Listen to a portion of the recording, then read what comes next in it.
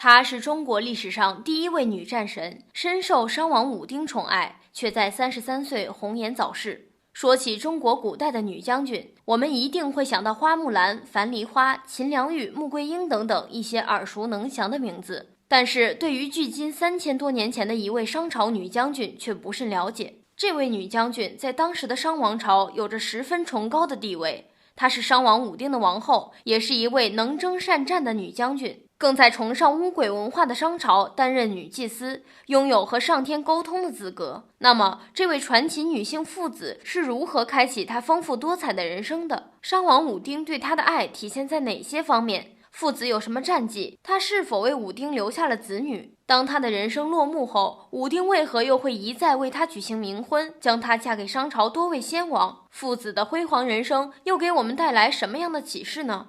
欢迎来到红颜丹青频道，本频道主要讲述历史上的一些著名女性的传奇人生，品读经典人物，感悟别样人生。本集主讲人为您带来传奇女将军父子的故事。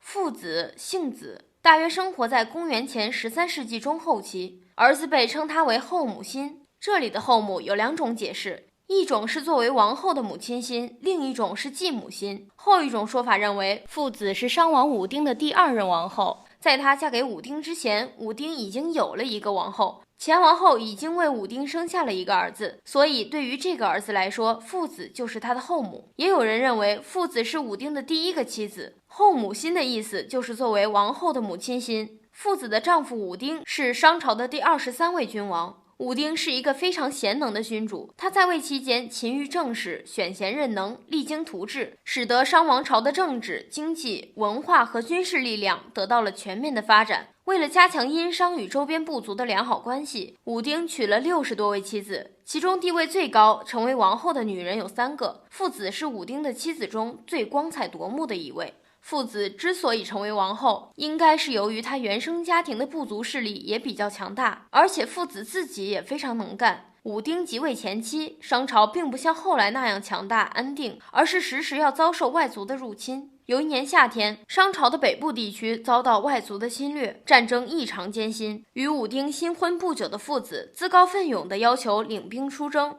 这个时候，武丁对妻子领兵作战的能力将信将疑。经过占卜得出父子统兵会大获全胜的结果之后，武丁才同意让父子出征。待父子胜利归来之后，武丁对他进行了赏赐。从此对妻子的能力十分有信心的武丁，经常让父子代替自己领兵出征。父子对军队管理有方，又有充足的临阵破敌的智慧，很受士兵们的拥戴。后来随着父子多次立下战功，武丁就让父子像诸侯一样建立了自己的封国。父子在自己的领地内可以拥有独立的军队，并且拥有独立的经济收入。父子虽然是王后，但也像其他诸侯那样给自己的老公武丁进贡。为了管理自己的封地，父子有时还不得不离开王宫，到自己的封地上居住。商王武丁不但不因为妻子的能干而感到有压力，而且还全力支持妻子的事业。有道是能者多劳，年轻时的父子精力旺盛，不但可以承担军队管理与行政事务的处理工作，还是一名神职人员。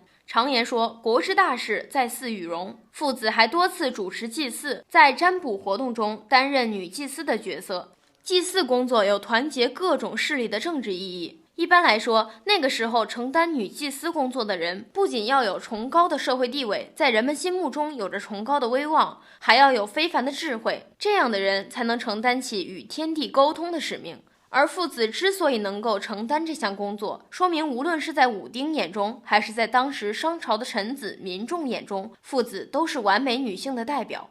武丁的大半生都是在对外征伐中度过的。根据考古发现，武丁一生一共征服了80多个部族，其中有20多个部族都是父子替他征服的。父子在作战的过程中善于运用计谋，中国历史上最早的伏击战和诱敌深入的作战策略，都是父子最先应用在战争中的。据甲骨文中的记载，在一次很大规模的战争中，父子一个人几乎带领商朝一半的兵力与外族作战，取得了重大胜利。有时武丁和父子并肩作战，为了帮助丈夫打下辽阔的疆域，父子殚精竭力，不辞辛劳，而且父子还多次参与外交工作，替武丁出使别国，进行友好访问。武丁对自己这位聪明又能干的妻子，心里有说不尽的欣赏和真爱。父子虽然是一位能征善战的女将军，但是我们如果据此认为父子就是一个不爱红装爱武装的女性，那可就大错特错了。父子有英明强干的一面，也有温柔可爱的一面。首先，根据父子墓中出土的女性装饰物来看，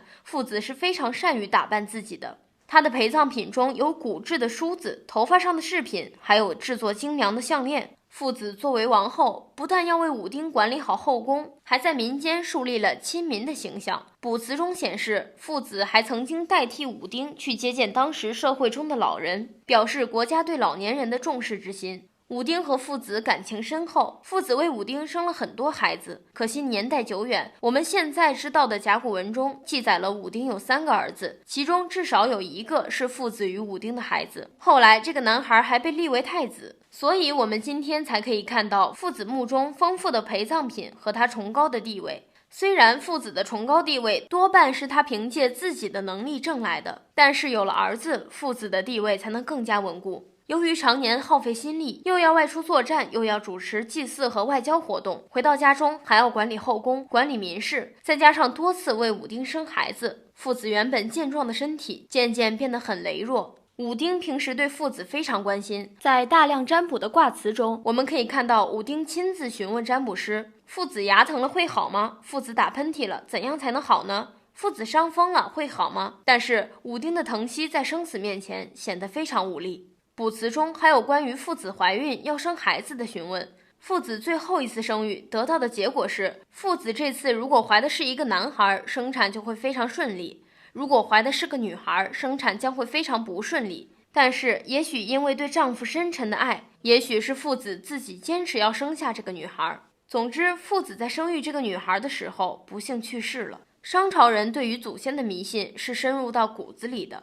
当时一个人得了病，一般不会去吃药治病，而是会认为一个人之所以生病，是因为生病者做了错事，所以祖先要来惩罚他。父子生病，武丁到历代先王的寺庙中去求了先王小心，但是父子的病没有好。还有一种说法认为，常年的征战让父子受了很严重的伤，难产加伤病一起导致了父子最后的死亡。父子的去世让深爱他的武丁悲痛欲绝，几乎陷入了精神恍惚的状态。他反复的占卜，能不能让父子活下去呢？父子就这样去世了吗？父子真的离开我了吗？这种状态持续了很久。武丁终于接受了父子的死亡，为他举行了隆重的葬礼，并给了他很丰富的陪葬品。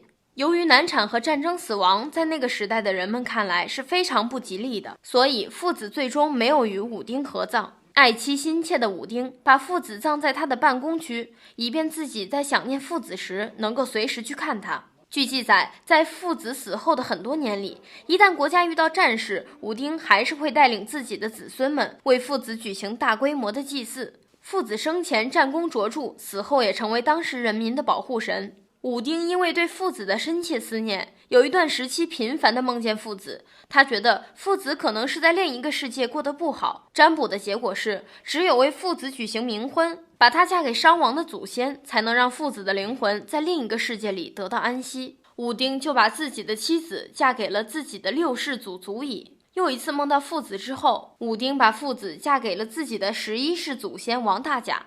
后来武丁还是会梦到父子，最后一直把父子嫁给了殷商的开国之君成汤。这一次武丁不会再梦到父子了，他认为父子在另一个世界中有了3位先王的照顾，应该可以过上很幸福的生活了。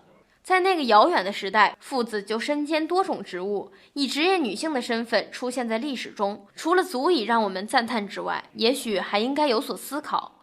后来随着男权社会的进一步发展，很多女性受到了男性的压迫，这样的巾帼传奇就少了很多。如果男性对女性都能像武丁对自己的妻子父子那样，是一种支持欣赏的态度，后世的很多女性完全可以书写更多的传奇。由于年代久远，我们的推测只是推测，各位观众尽可以仁者见仁，智者见智地展开讨论。如果您喜欢今天的视频，就请转发点赞加关注吧。感谢朋友们的支持，我们下期视频再见。